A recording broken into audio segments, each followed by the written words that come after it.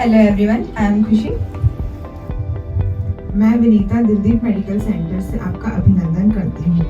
आज हमारे बीच मौजूद है दिलदीप मेडिकल सेंटर के chairman doctor HLP Singh.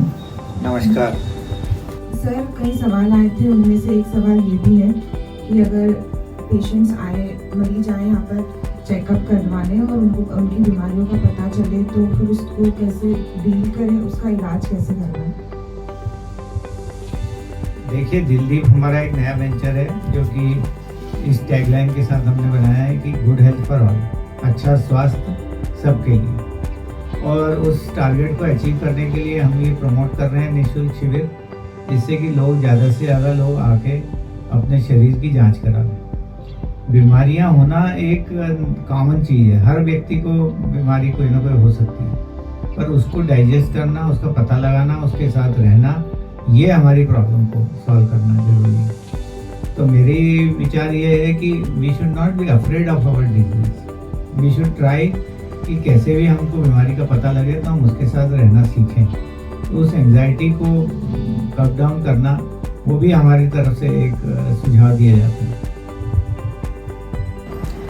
Sir, अभी इसी बात से एक प्रश्न और आया है कि बीमारी पता लगने के बाद जो स्ट्रेस होता है, एंजाइटी होती है, जो पैनिक आता है, तो अपन उसको ओवरकम कैसे कर सकते हैं? देखिए, it has been proved now beyond doubt कि हर बीमारी में ऑर्गेनिक प्रॉब्लम्स भी हैं, जैसे हार्ट की प्रॉब्लम है, ब्लड प्रेशर है या डायबिटीज़ है, उसके साथ एंजाइटी जुड़ी रहती है और अप टू 40% एंजाइटी का रोल प्ले होता है। तो आपको ये समझना है कि अगर कोई बीमारी है तो उसको ओवरकम करने के लिए हमें मानसिक रूप से तैयार होना है। तो we have to digest that problem. अगर हम आएंगे ही नहीं और बीमारी को बढ़ने देंगे तो ये और अपन अपना ही नुकसान करेंगे। तो it is better you come get yourself diagnosed at the early stage if at all it is there, और उसको कॉम्बैट करने के तरीकों को भी हम अपने कंसल्टेशन में आपको बताएंगे, how to live with that problem. तो क्रॉनिक इलनेसेस में सब में आजकल ये देखा गया है कि बंदा एंशियस हो जाता है, दवाइयाँ नहीं खाता, तो that is creating more problem और बहुत ज़्यादा ऑर्गन डैमेज करते हैं। तो better you come, you stay, take the consultation. ये हम लोग फ्री कैंप इसीलिए लगा रहे हैं to encourage all the people कि वो आके हमारे सुविधा का लाभ लें। सर ने बहुत अच्छे आंसर दिए हैं ये क्वेश्चन के। इसी प्रकार के एक और क्वेश्चन है मेरा। सर, लोग बोल रहे हैं कि अपने बॉडी का रेगुलर चेकअप कब कब करना है?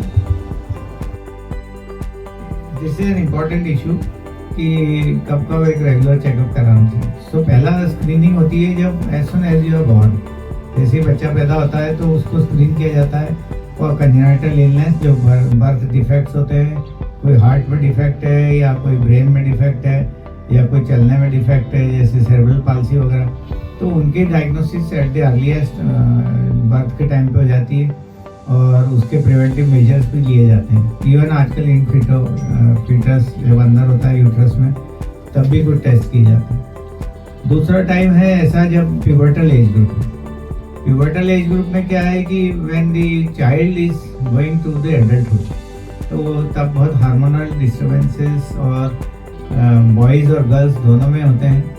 तो उस वक्त एक चेकअप होना बहुत ज़रूरी है कि you are reaching to the adult age in the rightful manner. अगर कोई प्रॉब्लम्स हैं तो उनको सॉल्व किया जाए, कोई मेंस्ट्रुअल डिफिकल्टीज होती हैं उसको सॉल्व किया जाए।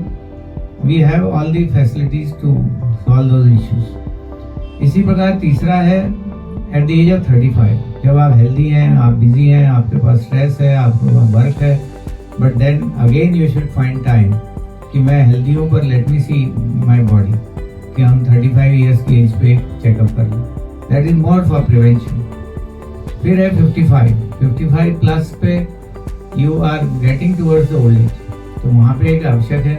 और उसके बाद regularly up to every 2 or 3 years you should get yourself checkup. And as you know 60 के बाद तो आपको रेगुलरली चेकअप कराना ही चाहिए, हर वर्ष कराना चाहिए। और ये हेल्थ कैंप उसी एम से लगाया गया है कि जिसने अभी तक अब चेक नहीं कराया, they can come, take advantage of these facilities, free consultation, free and subsidised test and free medicine. Please do come and take advantage of and be healthy. इस वीडियो के अंत में मैं यही कहना चाहूँगी, आप डरिए मत। दिलदीप मेडिकल सेंटर की सेवाओं का लाभ उठाइए। दिलदीप मेडिकल सेंटर आप सभी के साथ है, इसका पूरा स्टाफ आपके साथ है, पूरी टीम आपके साथ है। Wish you good health for all.